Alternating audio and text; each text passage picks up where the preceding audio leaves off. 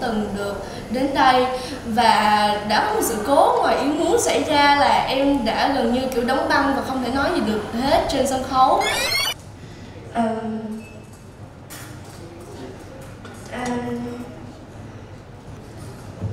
I'm sorry.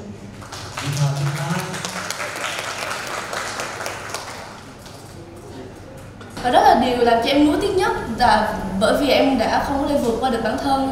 Thì em thấy rất là tự hào lần này mình đã vượt qua được những nỗi sợ đó. Hello everyone, my name is Nguyễn Hoàng Trân from class 8 and 9. So before I start my presentation, let me tell you a short story.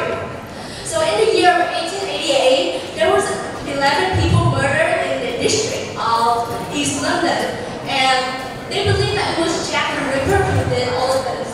However, until now, there's no proof or evidence that he was actually behind of these cases. However, at the time, many people tried to make profits from these high-profile cases by spreading fake news.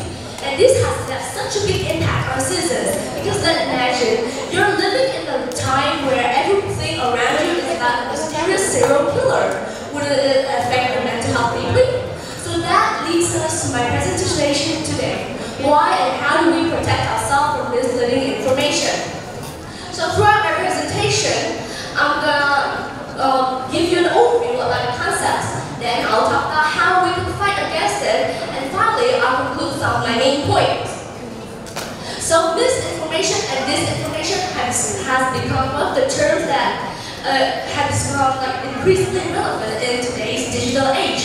Both of them refers to false information. However, there are some subtle differences between the two.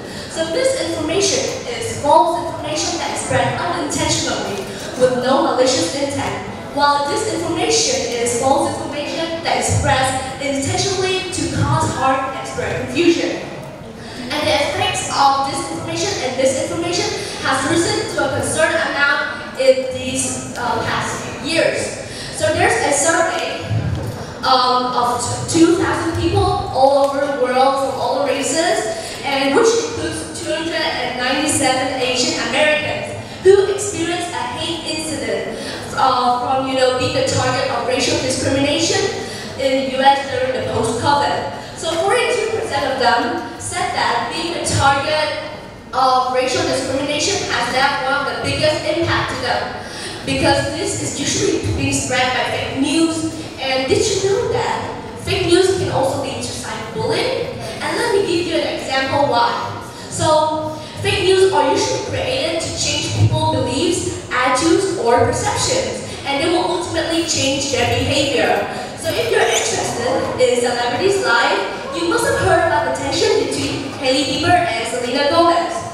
So through this drama, we can see that Hailey Bieber is receiving a lot of death threats and hate. However, we don't know who is right, who is wrong. We don't really know what clearly happened because both the sides haven't spoken up yet. However, a lot of people are spreading fake news on the internet, making assumptions and accusing other people, which caused a lot of people to get confused, many overreacted, and many people's mental health got affected, especially those who got criticized. So how do we fight against misleading information? So the most effective way is to trust something once you can verify it. Check the sources. What does the source stand for and what are their objectives? Also check the publication date to make sure that it's a recent story, because you don't want to listen to an old story that got rehashed, right? Then make sure to block websites and sources that is spreading misleading information and fake news articles, so it will pop up again and you won't see them again in the future. And finally, I'll conclude on my main point. So as technology are becoming more advanced today, it is essential that we need to stay aware of what we're consuming online, so we won't get duped by any disinformation campaigns. And the story I told you at the beginning is showing how people are not aware how bad misleading information can be, because for them, money and profits they came first. So thankfully, governments are setting up laws and investing into technologies to secure the internet world. That's the end of my presentation. Thank you for listening. Cái việc mà thêm cái phần debate nó giúp cho mọi người kiểu thêm cái khả năng là mình có thể đối kháng lại với người khác, có thể tiếp nhận những cái ý kiến của họ và mình có thể nói lại và giữ vững lập trường của riêng mình, thì em thấy đó là một điều rất là hay, nó hay hơn những cái năm trước, thay vì mình chỉ bóc một cái chủ đề và mình chỉ nói theo ý của mình thôi. I strongly believe that in the digital age, handwriting is not necessary because we talk with our friends through Messenger, we work through Gmail, or we can study through Google Meet or Microsoft Teams. Even the newspaper or articles you read every day is typed. They are not written in handwriting again. So, just ask the question, why handwriting is so uncommon nowadays? The things that handwriting waste our time. Just take an example of myself. I can write 2 pages of A4 paper in 40 minutes, but just in handwriting, it takes me 2 hours, honestly. And handwriting can also decrease our effort in working. If you're a boss, would you ever want to hire someone that spent hours writing a file? Of course, we don't. So you may get expelled from your favorite work by keeping on this habit. So what do you feel when you get expelled? Of course, depression, anxiety, you live with unemployment for the rest of your life. So I think that handwriting is not necessary in our digital age as whole. You're saying that nowadays handwriting is not common anymore because most of the things that we read or we watch every single day is typing. So let's put aside all that first, but let's talk about formal occasions. For example, like exams in school or in uni.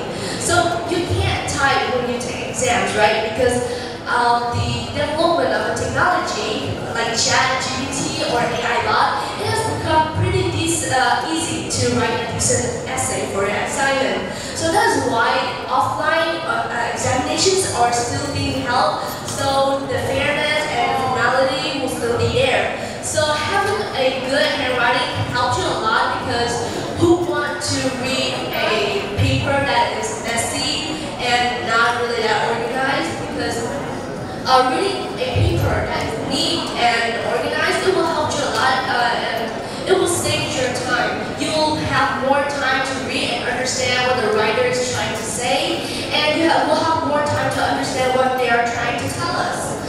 So that is my opinion. Well, thank you.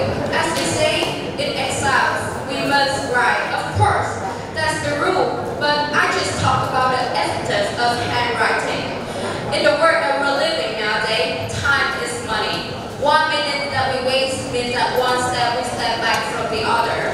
So, handwriting can be necessary in exams or school, but typing is most common nowadays. The article that you read is handwriting, is typing, because typing can reach a lot of people.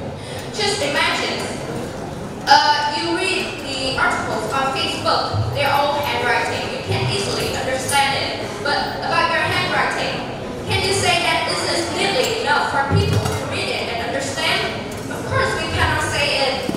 Yeah. So I think that handwriting is unnecessary.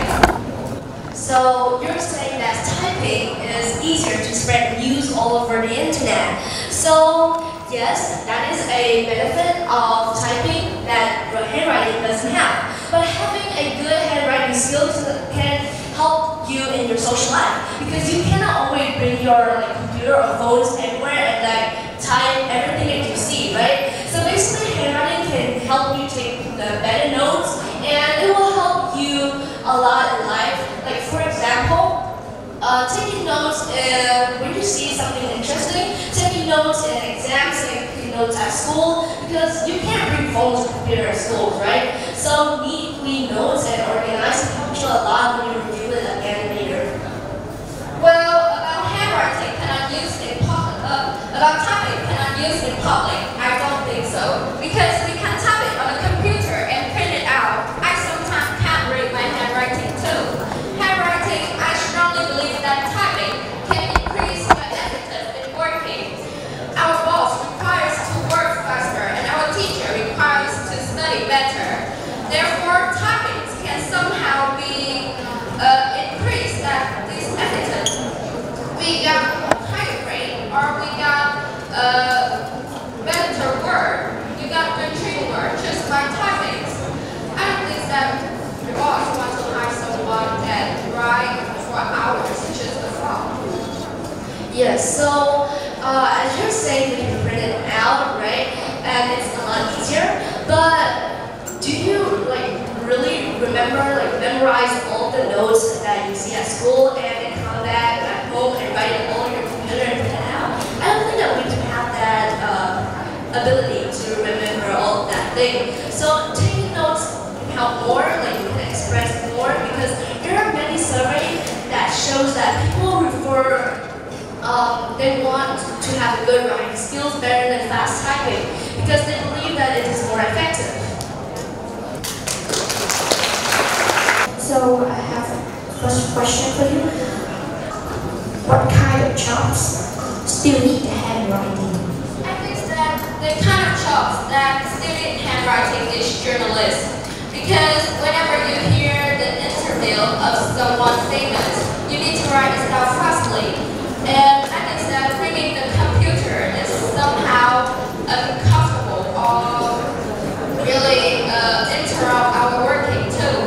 So handwriting can be used in some jobs nowadays, but it's not common at all at typing. So in your opinion, you want to change all the jobs? Still use the handwriting because you want to change that job? Well, I don't think so. Handwriting is still important in our life nowadays, and some jobs must require handwriting skill. I don't want to change every job and change it into typing. Yes, it's maybe handwriting for me is a culture already. So it's just erase your culture and change this something futuristic. So maybe handwriting is still necessary for me somehow. But I just think that typing is more and more common and necessary. Thank you. Thanks so much for your answer. How about Hoàng Trân? You share a lot of opinion about we still need you the handwriting. But nowadays, the development of technology, for example, the student don't need you the handwriting, they can use the laptop, iPad. So do you think that it will be more convenient in your learning in the future? So in my opinion, it will be more convenient if the schools really allow you to bring laptops and computer into your classes. So you can take easier notes on the iPad and you can easily print it out or send it anywhere and access it to anywhere you want at any time. However, when it comes to formal occasions like exams, as I said, I don't really think that typing will help you a lot because handwriting is still more useful if you have a good handwriting skill. It will help you much more in the exam room. Me first, please. You promoted typing above writing mainly. Do you think there'll be a technology in the future that will one day make typing unnecessary or obsolete? Well, the world is growing non-stop, so I cannot say what will be happens in the future. I just think that nowadays typing is most common technologies that we use in our daily life. So the future, maybe typing will not necessary as handwriting like right now. So yeah, I think that maybe somehow technologies can replace typing too. But right now, typing is most common already. Thank you very much. John, let's talk about other skills connected to education. Could other skills like memory be changing or becoming unnecessary or less important because of technology?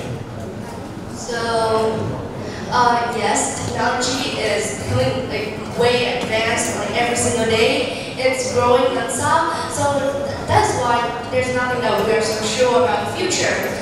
However, technology, it may replace memory and writing someday because it's easier to access all the data, it's all saved there. But